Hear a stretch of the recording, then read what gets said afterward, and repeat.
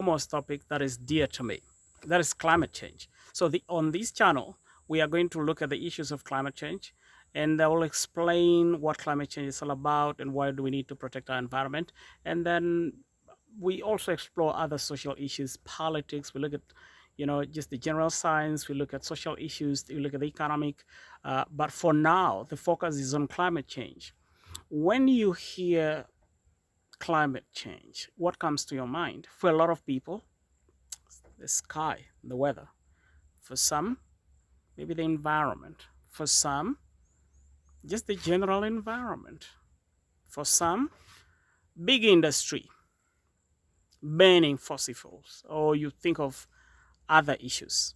But what matters here is how we're going to protect the environment. What is it that we're going to do to make sure that we protect our environment? So that's what we are going to talk about here. Firstly, the space that you see here, the atmosphere, is made up of several gases. Some are good, some are dangerous to us when they are in excessive. Okay?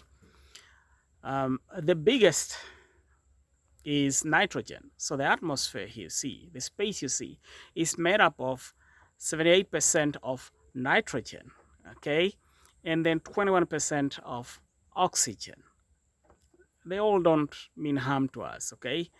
But then you also have other greenhouse gases, such as carbon dioxide, okay?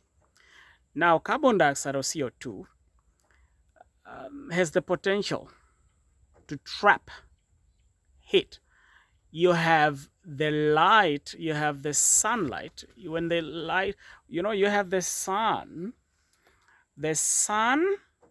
lights down on the earth, and then some of the light is reflected by the atmosphere.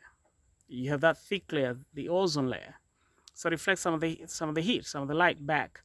But then you have other light that goes through and then reaches the earth, and most of it's sent back through infrared radiation. But when it's sent back, it's trapped back again. It's sent back, but then comes back because it can't escape out because of these gases such as methane and carbon dioxide and others. So they trap this heat, so which means it comes back. So as a result, the place below the atmosphere, which is the earth, warms up.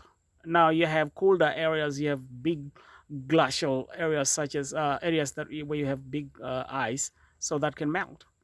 But what does that mean when the earth warms? So what it means is the following things will happen. You have high vapor because of the heat, so you have high evaporation, forming more clouds. And with clouds comes heavy rains. That's why you see certain places receive heavy rains, and sometimes it leads to flash floods and endangering people's lives. And some become drier. I will explain that later. But for now, that is the basics. Okay, so when we talk about climate change, we're talking about the warming of the globe. We're not only looking at the industries and all these, and we can't place a blame on one person. It requires this is a global phenomenon. Global issue requires global intervention, not just one person.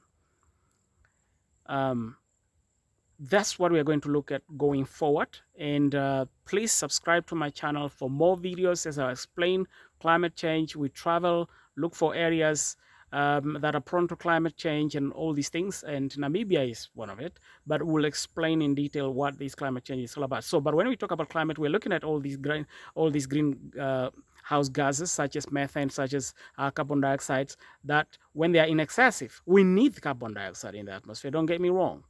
Because without carbon dioxide, what will happen is everything pretty much, freezes. Life as we know it will not be possible here on Earth. The rivers will be frozen.